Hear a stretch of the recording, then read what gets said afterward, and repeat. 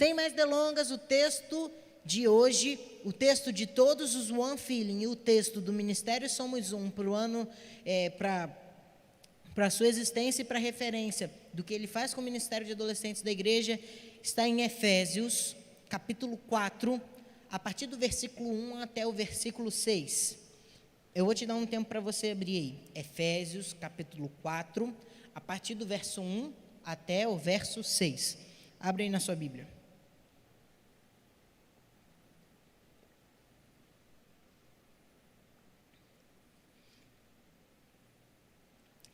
Efésios, capítulo 4, a partir do verso 1, diz bem assim, eu vou ler para vocês. Por isso eu, o prisioneiro no Senhor, peço que vocês vivam de maneira digna da vocação a que foram chamados, com toda a humildade e mansidão, com longanimidade, suportando uns aos outros em amor, fazendo tudo para preservar a unidade do Espírito no vínculo da paz. Há somente um corpo e um só Espírito, como também é uma só a esperança para a qual vocês foram chamados. Há um só Senhor, uma só fé, um só batismo, um só Deus e Pai de todos, o qual é sobre todos, age por meio de todos e está em todos. Queridos, essa carta do apóstolo Paulo à igreja de Éfeso, ele está falando aqui sobre a unidade da igreja. A maior nuance e o que mais salta aos olhos nessa carta é a unidade da igreja. Mas por que esse assunto é tão preocupante para o apóstolo nessa carta? E ele fala em muitas outras também sobre essa questão de unidade. E por que isso seria importante para a igreja de Jesus? Porque nós temos um cabeça e pererê, pororô. Por que a unidade é importante? Olha, gente, a igreja é formada, como eu falei, pela diversidade de componentes. São diversos componentes. E isso faz com que a igreja seja um organismo bastante eclético. Porque a igreja se torna um local eclético. Porque, por exemplo, talvez num culto para a família do adolescente, eu esteja pregando para pessoas de 60, 70 anos, ao mesmo tempo que eu estou pregando para adolescentes de 12, talvez um irmãozinho aí mais novo de 8, 4, 5. E tem um detalhe, mesmo se a gente for trabalhar uma faixa etária específica, é muito eclético, são pessoas distintas, são funções diferentes em um só corpo. E por isso que o apóstolo Paulo se preocupa tanto em falar sobre a unidade da igreja. Então, eu quero falar com vocês um pouquinho hoje sobre essa identidade da unidade, sobre a unidade da fé. Para a gente poder entender essa carta, a gente vai agora versículo por versículo, dando uma pincelada sobre o que o apóstolo Paulo fala nesses 6 versículos. Vamos ler o versículo 1, acompanhem comigo. Por isso eu, o prisioneiro no Senhor, peço que vocês vivam de maneira digna da vocação a que foram chamados. Contexto histórico: o apóstolo Paulo estava preso. Provavelmente ele estava preso, em Atos é relatado isso, e o apóstolo Paulo estava preso quando escreveu à igreja de Éfeso. Então, a gente pode até ir até aí, né? O apóstolo Paulo fala, por isso eu, apóstolo Paulo, prisioneiro no Senhor. Mas reparem, o apóstolo Paulo podia só falar, por isso eu, o prisioneiro, por isso eu, em prisão domiciliar, mas aqui o apóstolo Paulo fala, por isso eu, o prisioneiro no Senhor. Por quê? O apóstolo Paulo estava sendo prisioneiro no Senhor, porque ele já queria dizer para a igreja que apesar das dificuldades, apesar dele estar preso, apesar dele passar por uma situação difícil, a unidade dele com Deus não seria abalada. E por isso ele era um prisioneiro sim, mas no Senhor, fincado em Deus. E aí, a gente pode entender que a unidade com Deus, antes da unidade com a igreja, ela tem que ser muito firmada. ela tem que ser algo sólido e algo real dentro das nossas vidas.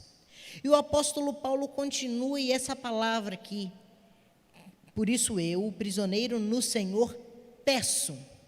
Eu quero que vocês vejam como é interessante essa súplica do apóstolo Paulo. Algumas versões, e até mais próximo do original, tem rogo-vos, suplico-lhes. O apóstolo Paulo, diferente de outras cartas e diferente de outros escritos, ele emprega essa palavra num sentido muito mais prático. Meus irmãos, vocês precisam viver de maneira digna. Porque o apóstolo Paulo estava colocando aqui um peço, um rogar, um suplicar, um pelo amor de Deus, vivam de maneira digna.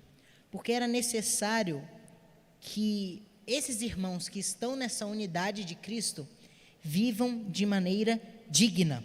E de que forma essa maneira digna? Irmãos, nós temos o ensino cristão, nós temos a Bíblia, nós temos a palavra de Deus, e de nada adianta termos tudo isso e não colocarmos nada em prática. A maneira digna que o apóstolo Paulo coloca aqui é a maneira prática do Evangelho de Jesus. É viver em unidade. Para a gente viver em unidade, nós precisamos viver de forma digna na individualidade. Essa maneira digna de se viver não é eu sou santo, mas eu estou em processo de santidade. Isso é viver de maneira digna. Isso é viver um processo de Deus nas nossas vidas. E aí percebam, por isso eu, prisioneiro no Senhor, apesar das dificuldades, eu continuo no Senhor, peço, pelo amor de Deus, isso precisa ser real, que vocês vivam de maneira digna, de maneira prática, de maneira vivencial, colocando em prática, da vocação a que foram chamados. Deus nos chamou para viver uma vida diferente, essa é a minha e essa é a sua vocação. Deus nos chamou para que fôssemos filhos, para que fôssemos o seu sacerdócio real, para que fôssemos diferentes dos outros. E a partir do momento que nós vivemos de maneira digna, é a partir desse momento que vivemos a vocação em que fomos chamados. Então o apóstolo Paulo aqui, por enquanto, está falando da sua identidade antes da identidade da unidade. Porque antes de vivermos uma digna unidade, devemos viver uma digna individualidade. Devemos viver de maneira digna, eu com Deus. Para que eu possa viver de maneira digna, eu com os meus irmãos e com Deus. Numa relação 3D. Eu, você e Deus. Então é necessário que a gente entenda já esse primeiro versículo. E aí o apóstolo Paulo vai para o segundo verso. Percebam que, irmãos, eu estou passando rápido aqui, porque cada versículo desse é um ensinamento profundo para a gente. No versículo 2, o apóstolo Paulo já diz assim: com toda humildade e mansidão, com longanimidade, suportando uns aos outros em amor. O apóstolo Paulo coloca aqui 4 ações e decisões: humildade, mansidão, longanimidade, suportar, tolerância, vamos colocar assim. Gente, essas decisões, essas ações, esse modo de vida, humilde, manso, longâmino, tolerante, é imprescindível para a vida em unidade. Porque olha só, repara aqui comigo, está olhando aquela logo ali? Está vendo, né?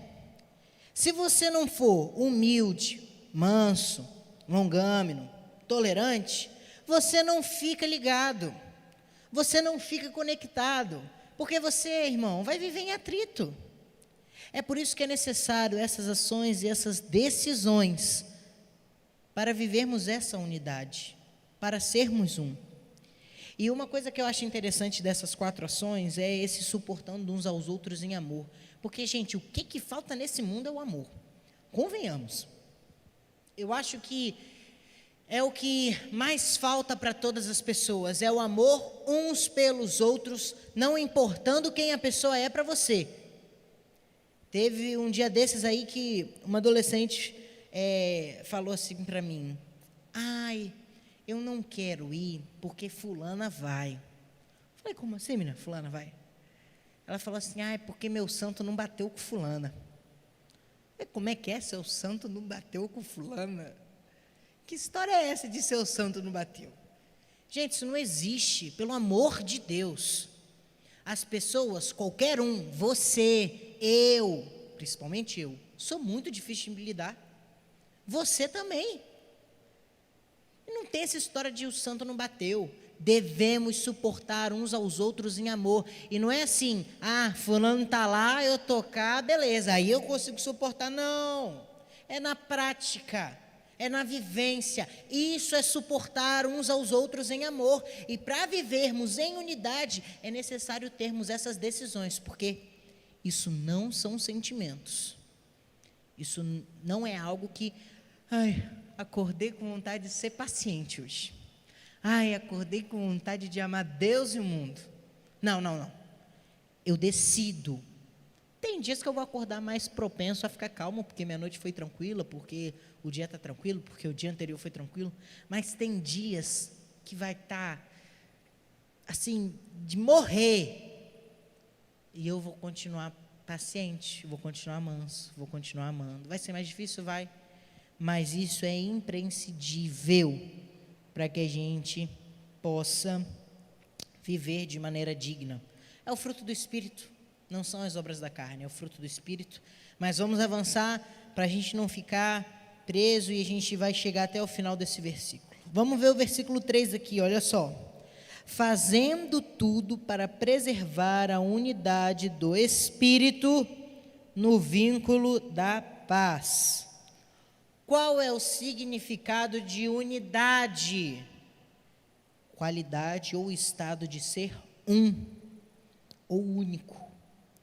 A qualidade de ser uno, de não poder ser dividido. A verdadeira unidade não pode ser dividida, isso me martelou muito. Mas como assim a verdadeira unidade? Vamos falar da igreja num todo, tá? A unidade global. Quem é que formou a unidade da igreja? Foram os apóstolos? Foram os pais da igreja? Se a gente for falar de história da teologia, foram lá os primeiros papas? Foram lá os primeiros clérigos, os primeiros bispos? Foi o bispo de Antioquia que criou a unidade da igreja. Meus irmãos, você pode procurar em qualquer lugar. Eu já vou te responder aqui. Quem criou a unidade da igreja foi a partir do sacrifício de Cristo por nós. Quando a gente vai lá em Efésios 2, de 14 a 26, nessa mesma carta aqui, o apóstolo Paulo já fala que nós somos um através do sacrifício expiatório de Jesus. Então, peraí, Jesus traz essa unidade universal, porque agora nós somos todos iguais perante Deus mediante o seu sacrifício, tá? Mas quem é que produz a unidade na igreja? Quem é a pessoa que move a unidade da igreja, a pessoa que coloca para lá e para cá, e que faz com que, apesar de multidenominacionais, apesar de globais, nós continuamos sendo nós continuamos sendo uma única igreja de Jesus. É o Espírito Santo. Então guarde essa frase que eu quero falar para você nessa noite, mas guarde ela muito bem. O meu e o seu chamado não é para criarmos uma unidade. O meu e o seu chamado não é para criarmos uma unidade. O nosso chamado é para mantermos a unidade que Jesus trouxe para a sua igreja, para preservarmos a unidade que Cristo traz à igreja. Sabe por quê? Porque se fosse um homem que tivesse criado a unidade da igreja, isso já tinha acabado há muito tempo. 2 cismas na igreja católica, reforma protestante. Aí dentro da reforma protestante, olha quanta coisa. A unidade da igreja foi preservada, porque apesar de muitos e com placas diferentes, nós continuamos sendo uma igreja de Jesus. E aí percebam que fazendo de tudo para preservar a unidade, eu e você temos que fazer de tudo. Algumas versões colocam esforço diligente. Temos feito de tudo para preservar a unidade da igreja? Ou você tem fofocado sobre a irmãzinha. Isso acaba com a unidade da igreja. Não é, adolescentes? A galera da célula aí de 12, 13 anos, a gente falou sobre isso no encontro do ano passado, sobre fofoca. Isso acaba com a unidade da igreja. Você tem feito de tudo para que a unidade da igreja seja preservada? Porque o sentimento carnal e egoísta do homem acaba com a unidade da igreja. E é por isso que essa unidade é do Espírito. Essa unidade não é minha nem sua, é do Espírito. E aí percebam que nós temos que fazer de tudo para preservar a unidade do Espírito no vínculo da paz. Vamos lá. O que é vínculo? Nó ou tudo que estabelece uma ligação. Isso é um vínculo. Vou colocar um exemplo de vínculo. Eu e o Rubens, nós temos um vínculo que? Pai e filho.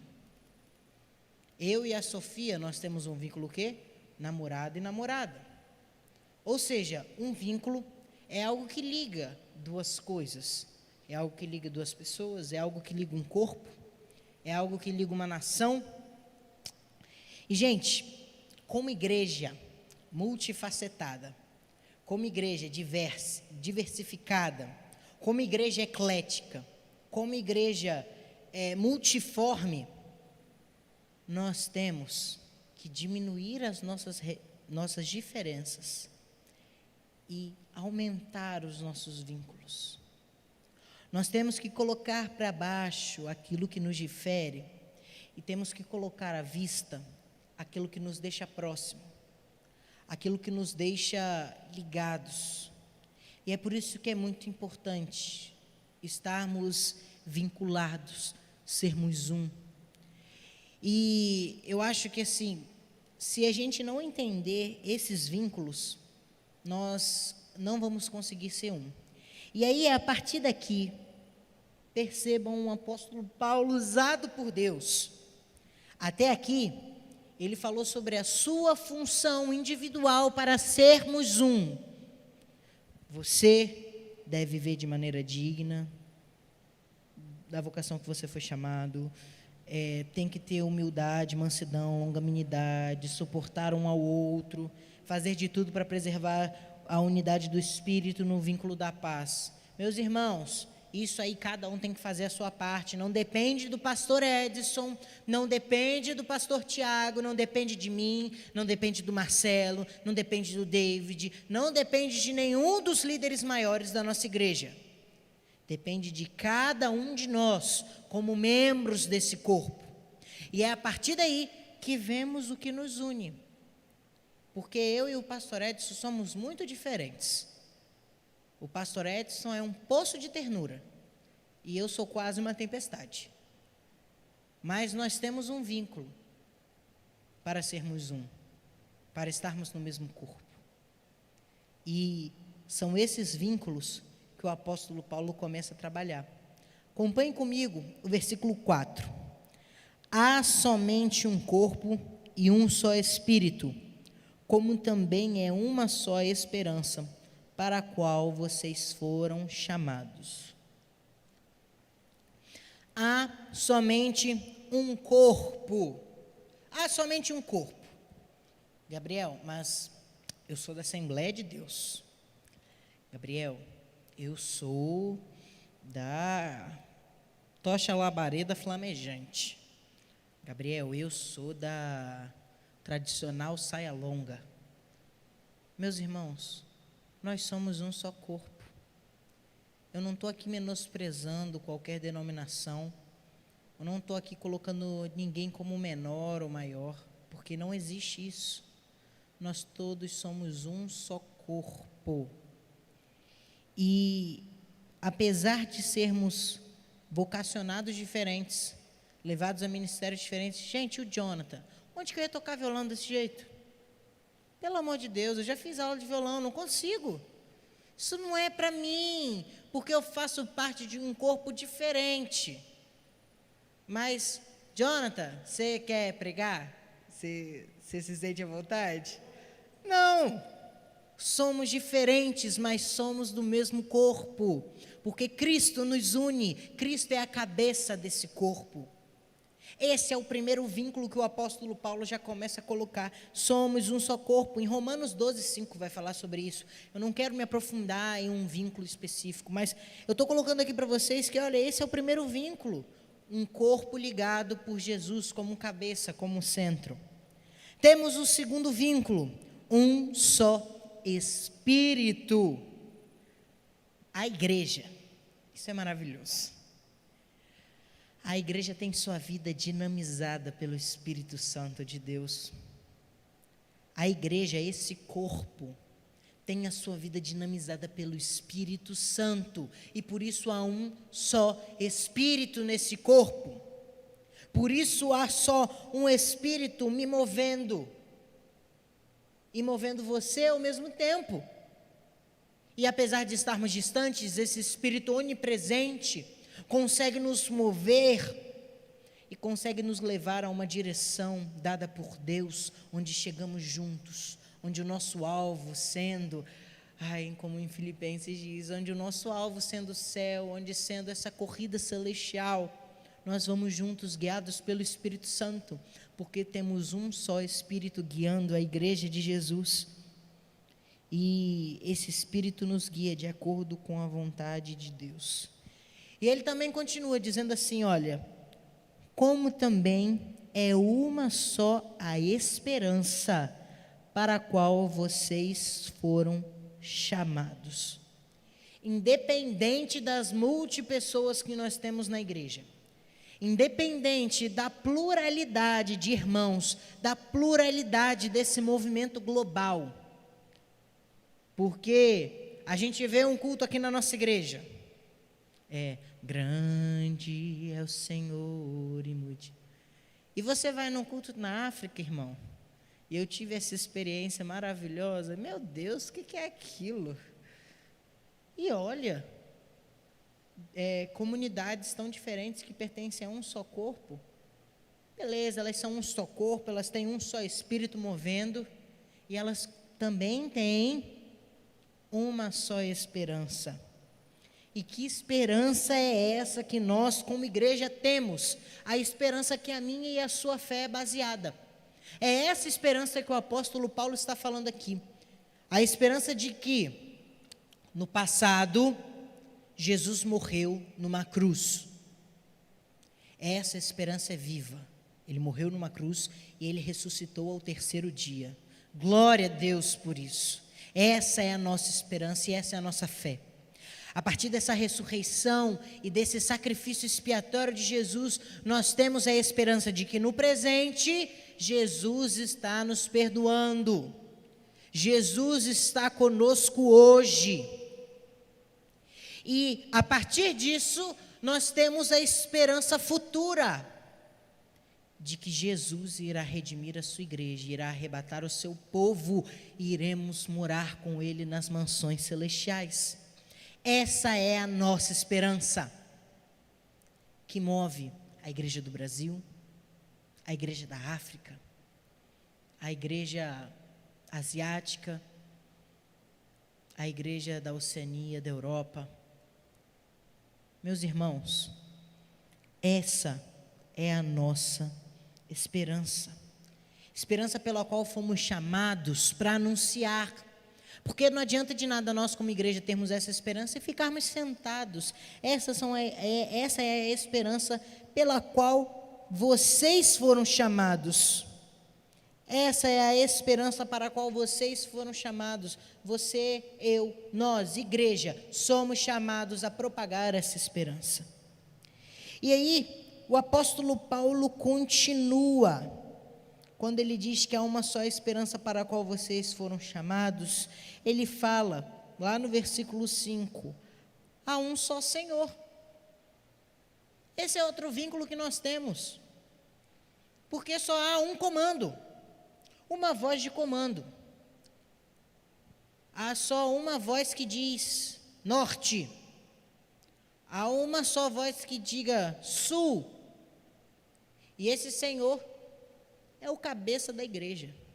Esse Senhor é Jesus Cristo, Filho de Deus, o Verbo vivo que viveu entre nós. E o senhorio de Jesus implica em submissão, implica em aceitar essas ordens sem questionar, implica em eu me adaptar à palavra de Deus e aquilo que Cristo diz, e não a palavra se adaptar a você. Isso eu preciso só falar. Existem muitas pessoas que estão querendo participar, congregar e entrar na unidade de Jesus, sem se adaptarem a ela, sem quererem mudar. Irmãos, não dá. Você não pode querer que a Bíblia se molde ao que você acha que é certo. Você não pode mudar o que está escrito, porque a unidade aqui relatada foi formada pelo Espírito Santo de Deus. E você não pode mudar isso. E é você que tem que mudar os seus achismos, as suas vontades, para que você viva essa unidade em Jesus. E nesse trono de adoração só pode estar esse Senhor. O pecado original tenta tirar isso, tenta tirar Deus do trono, mas Jesus ocupa esse lugar mais uma vez e mostra que Ele é o Senhor sobre todas as coisas. Vamos avançar, porque senão a gente não termina hoje. Esse texto é lindo. Há um só Senhor, versículo 5, segue. Uma só fé. Que fé é essa? Na Bíblia, nós temos diferentes tipos de fé relatados. Eu vou falar algum para vocês, olha, alguns. Nós temos a fé da salvação, a fé como fruto do Espírito, a fé como um dom. E nós temos a quarta fé, que é a fé como crença em Jesus Cristo, morto numa cruz, ressurreto, vivo e que vai nos buscar um dia. Nossa fé é baseada na esperança, lembra? Essa é a fé que o apóstolo Paulo fala aqui. Sabe por quê? Dentro das igrejas até pode haver divergências e interpretações diferentes sobre alguns tipos de situação aqui. E assim como a gente também vai falar sobre esse batismo, né? Pode haver divergências sobre isso.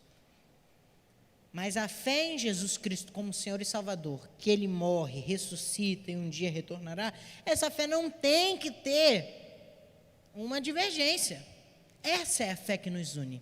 Percebe que é o vínculo, que esse vínculo não tem diferença, não tem bifurcação, é um vínculo, é um laço, é um nó único. E é por isso que nós temos uma só fé e um só batismo. Como ele continua no versículo 5. Ah, não, mas espera aí, Hebreus 6:2, doutrina dos batismos. Esquece essa história aqui.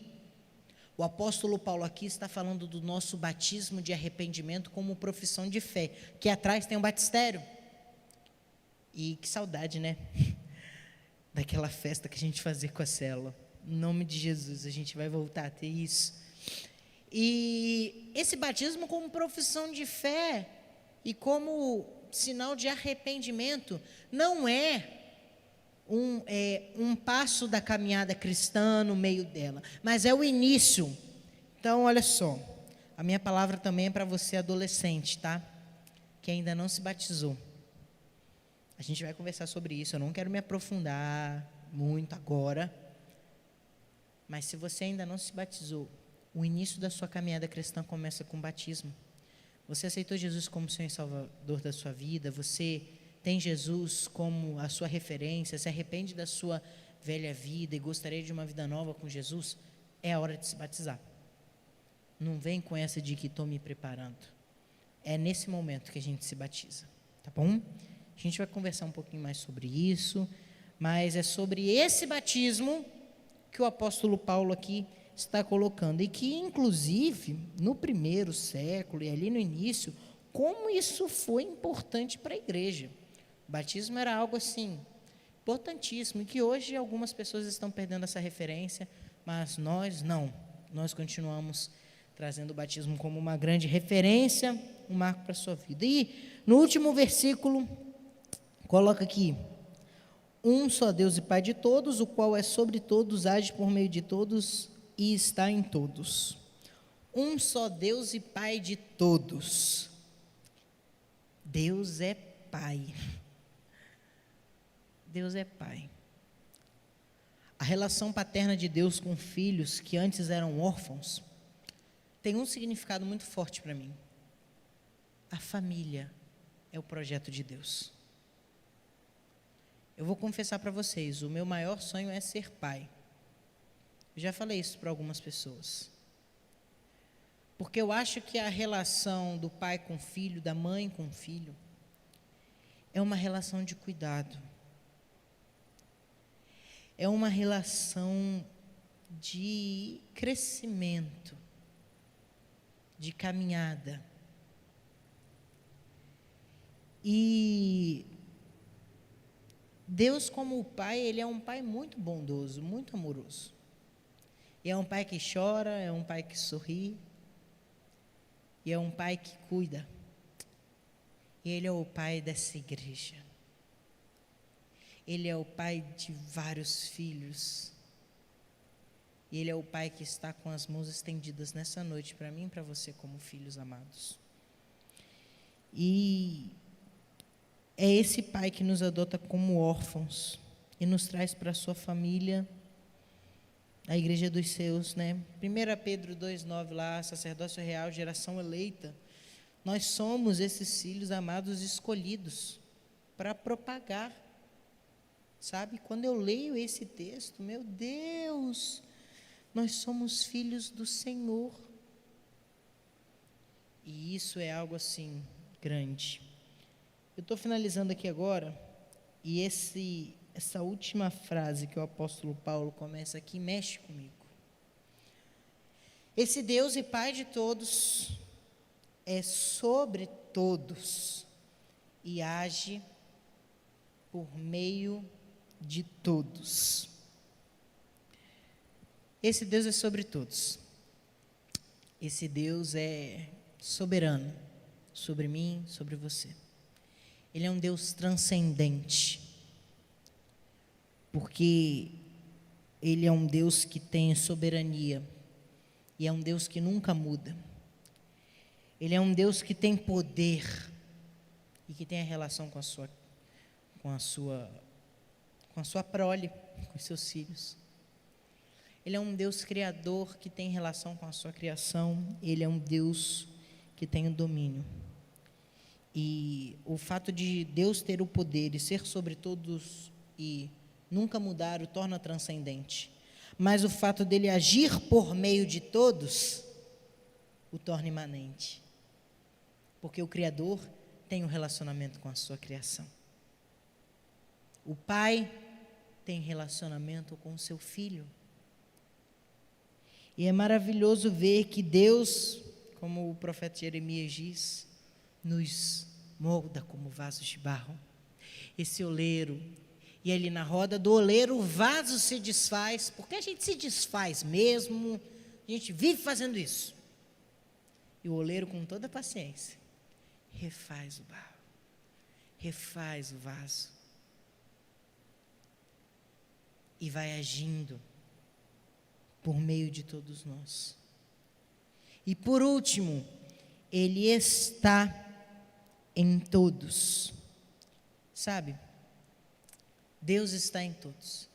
E se você começa a fazer parte dessa unidade, o Espírito Santo habita em você. Enquanto o Jonathan se encaminha para cá para dar um fundo aqui para o nosso final de reflexão, e eu estou encerrando, eu queria que você entendesse isso. A gente tem que ser essa pessoa que vive de maneira digna, da qual nós fomos chamados. A gente precisa viver com essa humildade, com essa mansidão, com essa longanimidade. Precisamos suportar uns aos outros em amor. Nós precisamos fazer de tudo, nós precisamos nos esforçar diligentemente para preservar a unidade do Espírito no vínculo da paz. Sim. Mas a partir da nossa unidade, de sermos um, nós precisamos, em primeiro lugar, estar ligado a esse corpo. Eu estou falando aqui, tá? O versículo. Nós precisamos ser movidos por esse Espírito que nos une, pelo Espírito Santo de Deus. Nós precisamos ter essa esperança maravilhosa de que Jesus morreu, ressuscitou, está hoje aqui, está hoje aí, nos perdoando, e que em breve Ele voltará para me levar, para te levar. Nós precisamos ouvir e obedecer o senhorio de Jesus, porque há um só Senhor, porque há um só comando sobre a minha e sobre a sua vida. E nós precisamos crer nesse Jesus em uma só fé, crer nesse Jesus, crer nesse Filho, nesse Deus, nesse Pai, crer nessa Trindade santíssima, bondosa, maravilhosa. Bem, e nós também precisamos ser batizados. Você já viveu o batismo? Se você ainda não viveu, olha, já estou fazendo um convite. Vamos viver esse início, esse passo, porque esse é o primeiro passo da vida cristã para a unidade. E nós precisamos entender nosso local de filho desse Pai, e nós precisamos permitir que Deus nos comande, nos use e habite em nós. Queridos, dessa forma, nós seremos um. Nós vamos trilhar o caminho da unidade. E é por esses vínculos que nós somos um só corpo, um só coração, uma igreja que jorra amor, humildade, mansidão, longanimidade. E antes da gente cantar o louvor, eu quero chamar aqui a Kênia para orar. E a Kênia vai orar por você que já é adolescente da nossa igreja, por você que está chegando para o ministério Somos Um agora, e para você que é pai, mãe de um adolescente. Meu querido, é uma responsabilidade, mas eu tenho certeza que Deus vai te abençoar e vamos caminhar juntos, tá? Você não está sozinho e eu também não quero estar sozinho nesse barco, certo? E a gente precisa de você. E a Kênia, representando o nosso Ministério Orla Kids, vai estar aqui orando. Eu vou estar colocando aqui minha máscara. E a Kênia vai trazer essa oração a Deus, pedindo para que a gente seja um. Esse corpo, esse coração. Pode chegar agora, Kênia, que eu já estou de máscara. E eu vou aqui higienizar o microfone. A gente está tomando todos os cuidados.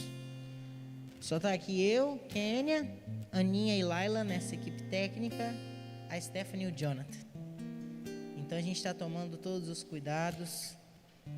E a Kênia vai fazer essa oração agora, pedindo essa unidade de Deus por todos nós.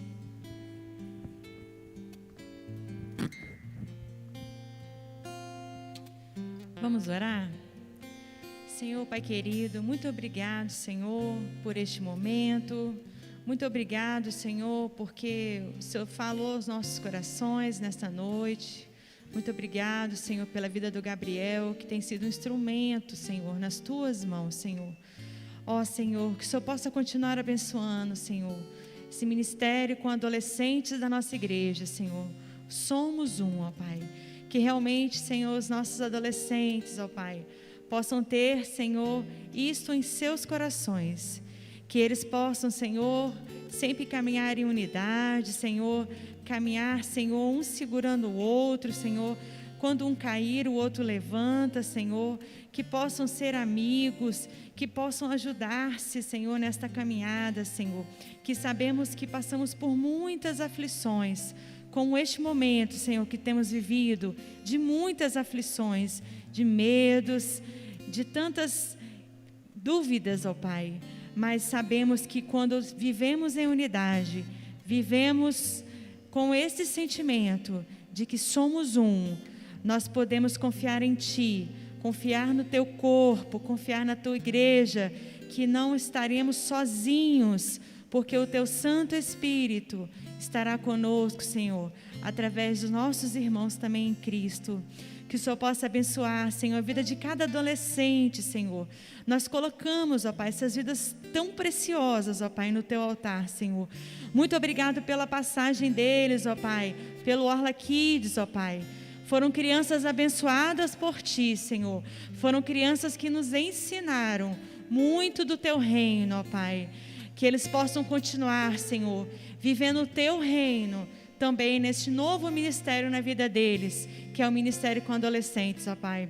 Que o Senhor possa usar toda a liderança deste ministério, que o Senhor possa usar grandemente a vida do Gabriel, Senhor, como líder desses adolescentes, ó Pai.